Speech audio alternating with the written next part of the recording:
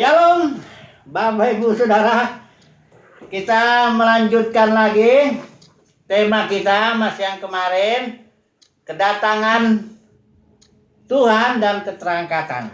Ya, kemarin kita sudah sampai kepada sejarah daripada ajaran keterangkatan ini dari mana.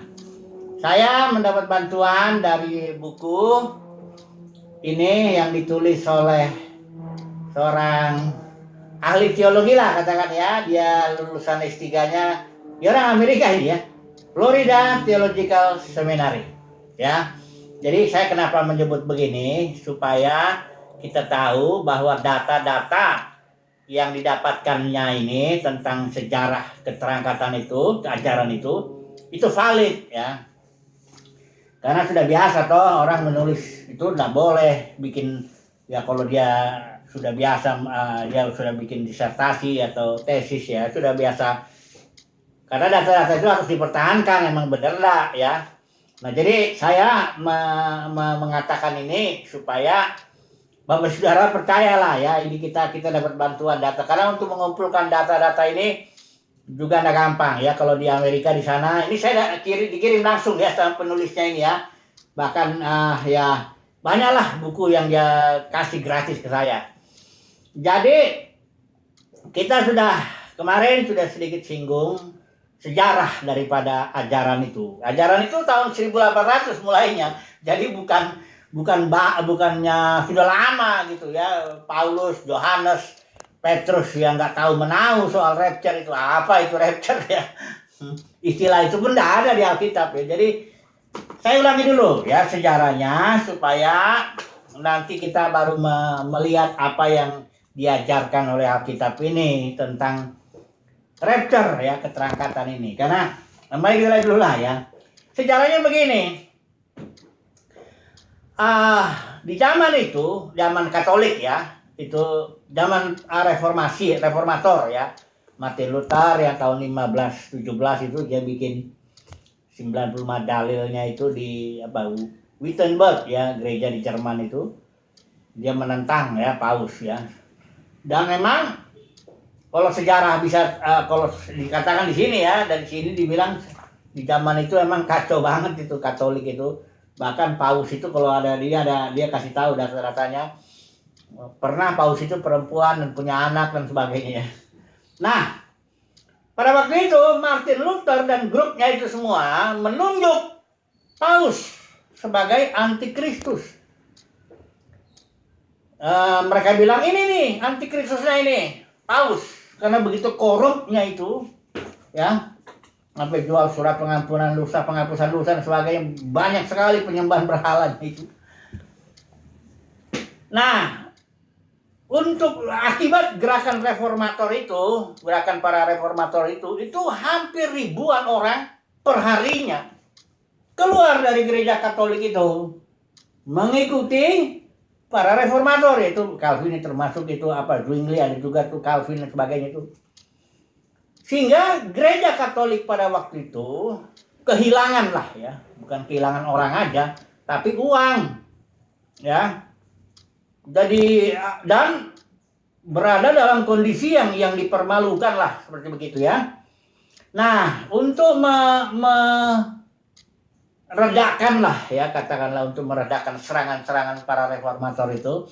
Karena para reformator ini mengatakan, Martin itu termasuk dan semuanya itu mengatakan Paus itu antikristus, itu karena para reformator itu melakukan penafsiran istilahnya kalau di sini historis fulfillment, artinya penggenapan di kitab Wahyu itu sudah terjadi. Antikristus itu sudah ada dan itu adalah Paus katanya ya. Jadi penafsiran yang dikatakan di sini historik ya, fulfillment ya. Kemudian historical ya, atau literal fulfillment.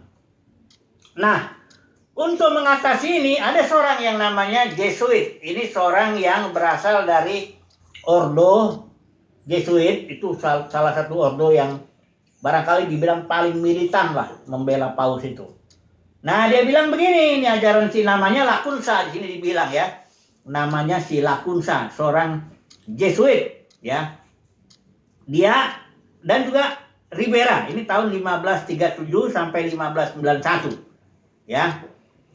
Ini dia bilang bahwa dia melakukan penafsiran secara futuristik ke depan, di masa depan, sehingga dia bilang antikristus itu bukan ada sekarang, nanti, ya. Masih jauh. Dia maksudnya ini ajaran ini si Ribera maupun si Lacunza ini dia mau melawan para reformator itu, ya, yang memegang teologi historikal. Dia bilang nah ini futuristik di depan nanti. Antikristus itu bukan sekarang, bukan Paulus, kira-kira begitu ya maksudnya. Nah, itu terjadi tahun 1537 atau 1591 lah ini. Jadi seorang yang namanya Lacunza ini. Nah, teologinya si Lacunza ini, Katolik ya, masuklah ke dalam kekristenan evangelikal, ya, Kristen Injili. Itu tahun 1800-an. Ya, baru masuklah soal apa? Penafsiran futuristik. Dari penafsiran futuristik ini timbullah ajaran-ajaran antikristus itu nanti masih di depan, juga keterangkatan ya masih di depan, terus kedatangan Tuhan yang kedua kali juga masih di depan, semuanya itu serba atau literal apa di sini dibilang ada literal hell ya, ajaran-ajaran apa literal neraka yang literal, semuanya itu ke depan lah ya. Bukan sekarang. Ya, ini. Nah, si Lacunza ini juga mengajarkan kedatangan Tuhan yang secara rahasia. Itulah yang dimaksud rapture.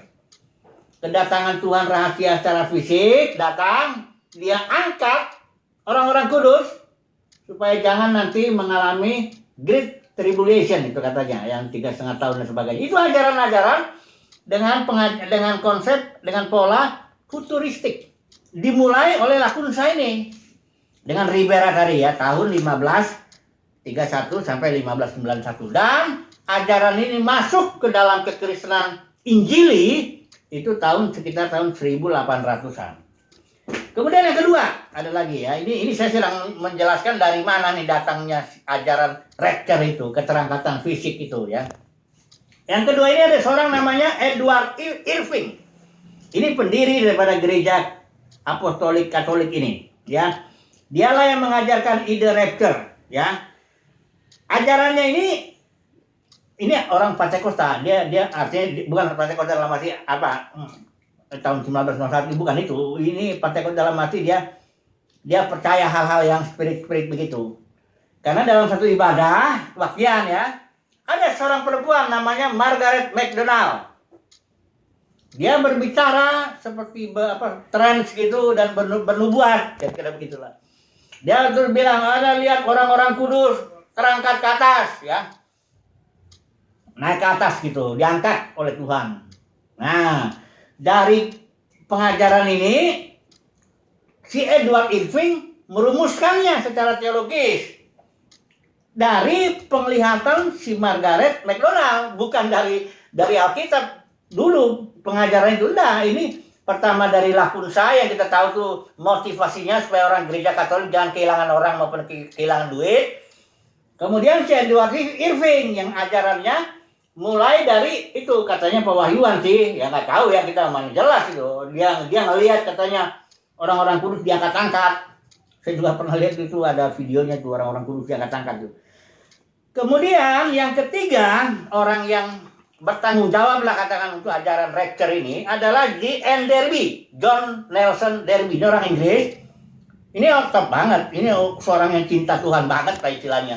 Gerakan The Brethren ya tahun 1815 di Inggris. Kalau yang kita tahu paling di sini tuh George Muller yang bikin yatim piatu itu 10.000. Ini dia pahlawan iman ya. Ada lagi sebenarnya M. Penton, ada lagi Mackintosh, ada macam-macam banyak itu ya. G.H. Pember, ini jago-jago semua, ini teolog-teolog yang jago-jago lah yang menulis tulisan The Brethren ini. Nah, si J.N. Derby ini dia bikin apa? Alkitab yang sekarang itu Soviet Bible. Ini saya mau coba minta di Amerika tuh nggak dapet. Ini dia membuat footnote, catatan kaki yang mengungkap ajaran rapture yang berasal dari Lakunsa itu. Dia juga ajaran dispensasi itu, teologi dispensasi itu dari mereka di grupnya ini. Nah, ini sangat populer sekali di Amerika tuh. Soviet Bible itu banyak sekali dipakai ya. Nah, makin luas lah ajaran rapture ini ke seluruh dunia kekristenan saat ini ya. Hampir boleh dibilang lah ya, seluruh denominasi atau atau aliran atau teologi tuh diresapi oleh ketiga tokoh ini. Yang pertama dari Lakunsa, orang Katolik ini tadinya Jesuit ya. Kemudian Edward Irving, orang Inggris, dan Jean Derby. Ini tiga orang ini yang pertama-tama mempromosikan ajaran keterangkatan secara jasmani itu ya. Nah, saudara bisa bayangkan kan sejarahnya itu, bahwa mereka itu bukan orang-orang jago ya. Saya pernah baca juga buku Jean Derby The Synopsis of the Books of the Bible itu. Wah, luar biasa ini orang Tuhan, cinta Tuhan benar. Tapi ya inilah ya, karena tidak ketat juga memegang. Segala sesuatu harus mulai dari Alkitab ya. Pengajaran itu dari penelitian Alkitab, jangan dari pengalaman lah, dari apalagi karena Lakunsa ini karena duit ya, karena jabatan ya, karena gereja Katolik dia mau bela itu. Nah, ini kalau orang motivasinya begitu memang. Kalau orang udah otaknya otak duit, otak jabatan, pasti dia mengajarin Alkitab yang sesuai yang mendukung dia itu. Ini buktinya ya. Oke. Jadi ajaran keterangkatan itu atau rapture bukan dari penelitian Alkitab, dan ajaran itu nggak dikenal oleh Rasul Petrus atau Yohanes atau Paulus. Dia nggak ngerti itu apa itu. Keterangkatan secara rahasia jasmani, keterangkatan jasmani secara rahasia dan sebagainya, nggak ngerti dia. Nah, jadi yang benernya ini ya, bukan keterangkatan. Keterangkatan ini bukan keterangkatan jasmani ya. Misalnya saudara ada seorang diangkat jadi presiden, kan bukan maksudnya diangkat secara jasmani begitu. Saudara diangkat dan saya sebagai son of God, putra Elohim, bukannya badan kita diangkat, kan enggak gitu. Ya. Jadi pengajaran-pengajaran jasmani ini itu sejarahnya itu dari sini, bukan dari penelitian Alkitab, ya. Nah, jadi yang sebenarnya ini karena ini sudah dikristalisasi, ya, karena hanya satu ayat di sini yang bicara soal diangkat. Itu pun istilah Yunaninya memang rapture itu enggak ada, istilah Yunani itu enggak ada itu. Istilah Yunani di sini harpazo. Kata kerja ini artinya didapat dengan dirampas begitu ya. To say, snatch, diangkat secara mendadak begini. Untuk apa nih, saya baca aja ya. 1 Tesalonika 4 ayat 17. Hanya ini ayatnya. Ya.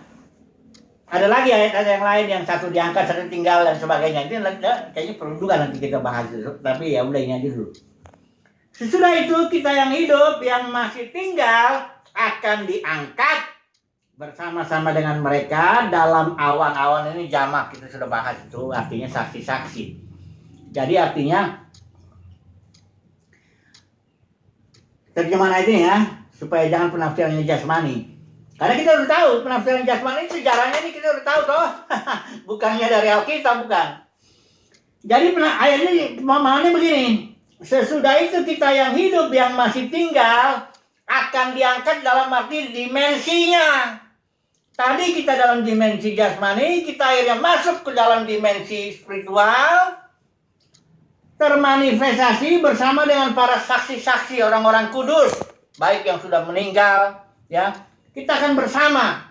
Bahkan Paulus bilang itu yang mereka duluan ya, daripada kita yang masih hidup secara jasmani. Mereka duluan yang diangkat dalam arti ya, karena mereka memang sudah di alam surgawi kan. Jadi diangkat di sini pengertiannya dari dimensi jasmani, dimensi ruang dan waktu ya saat ini masuk ke dalam dimensi surgawi. Itu pengertian yang diangkatnya ini. Karena di sana kita ketemu dalam awan-awan juga, bukanlah jasmani. Awan itu simbol. Dan kalau awan itu bentuk tunggal, itu simbol daripada kemuliaan Tuhan. Awan kemuliaan Tuhan. Kalau dia bentuk jamak, itu simbol dari para saksi, orang-orang kudus. Jadi di akhir zaman itu, Tuhan akan memanifestasi kehadiran Tuhan, termanifestasi secara jasmani, ya. Kerajaan surga itu artinya dari yang alam rohani itu datang ke dalam bumi, termanifestasi itu bersama dengan orang-orang kudus. Tuhan hadir di dalam dan melalui orang-orang kudus. Ini yang dibicarakan di kitab Yudas. Tuhan datang menghakimi bersama dengan ribuan orang kudusnya. Atau dalam Roma pasal 8 ayat 19-21 bahwa seluruh makhluk menantikan saat putra-putra Elohim dimanifestasikan. Ini dia maksudnya diangkat. Diangkat artinya ditetapkan dari dimensi kita jasmani, masuk kita ke dalam dimensi spiritual dengan tubuh yang spiritual, kita melayani, menegakkan, memulihkan. Karena di Roma pasal 8 itu ayat 19-21 itu kita memulihkan segala sesuatu. Itulah peristiwa yang dibilang Paulus itu glorification by faith, karena dia ada 3 ajaran itu, keselamatan itu. Pertama, justification by faith. Kedua, sanctification by faith. Itu terjadi. Kemudian yang ini, yang nanti kedatangan ini, glorification by faith. Itu sudah bahas itu tentang hari raya Paskah, Pentakosta, Tabernakel. Jadi diangkat bukan secara jasmani, bukan, tapi secara dimensi spiritual, ya. Oke lah, jadi ini cukup dulu lah, ya. Saya coba dulu ambil kesimpulan mengenai ajaran keterangkatan yang jelas. Ajaran keterangkatan jasmani udah jelas sejarahnya itu, ya. Nggak dikenal itu oleh gereja mula-mula atau bahkan baru tahun 1800 baru dia menjadi populer oleh 3 orang ini. Lacunza, Edward Irving, dan J.N. Derby. Nah, coba saya ambil kesimpulan dulu, ya. Kesimpulannya begini. Apabila orang mengajarkan sesuatu itu secara jasmania atau lahiriah lah, ya, maka menjadi konyol. Karena apa? Alkitab ini adalah pewahyuan daripada rencana Bapa yang berjaman-jaman, mulai dari Adam itu, ya, kepada kalau mau pakai dispensasi terserah, kepada Musa, langsung dari Musa ke sini dan sebagainya itu. Alkitab ini adalah rencana Bapa berjaman-jaman untuk menegakkan kerajaannya di muka bumi. Dan kerajaannya itu saat ini ada di dalam batin kita. Christ, the kingdom of God is within you. Di dalam. Nanti dia akan termanifestasi di akhir zaman ini. Kita bukan diangkat. Enggak. Dimensi kita yang diangkat. Ya. Apabila Kristus yang ada dalam hidup kita itu menyatakan diri, kita juga akan ikut menyatakan diri. Kita akan diangkat. Ya. Itu ya pengertiannya, ya. Jangan jasmani. Nah, orang Yahudi zaman Yesus juga jasmani. Itulah dia sebabnya kenapa dia bunuh Yesus. Karena ajarannya jasmani. Karena mereka punya konsep Mesias harus, karena anak Daud, haruslah punya kerajaan jasmani, istana jasmani, bangun bait suci jasmani, menjadi ahli politik, ahli perang, ahli ekonomi, sebagainya. Jasmani lah. Ketika dia lihat Yesus itu seorang yang menegakkan kerajaannya, kerajaan sorga, spiritual, itu dia mau tolak. Nggak bisa. Nah, orang Farisi zaman ini, dunia kekristenan sudah penuh dengan pengajar-pengajar jasmaniah seperti itu. Mereka bilang gini, Tuhan itu baik. Tuhan itu penuh kasih. Dan dia karenanya akan menolong kamu. Dalam hal keluargamu yang bermasalah. Dalam hal rotimu. Bisnismu akan lancar. Dalam hal penyakitmu sembuh dan sebagainya itu.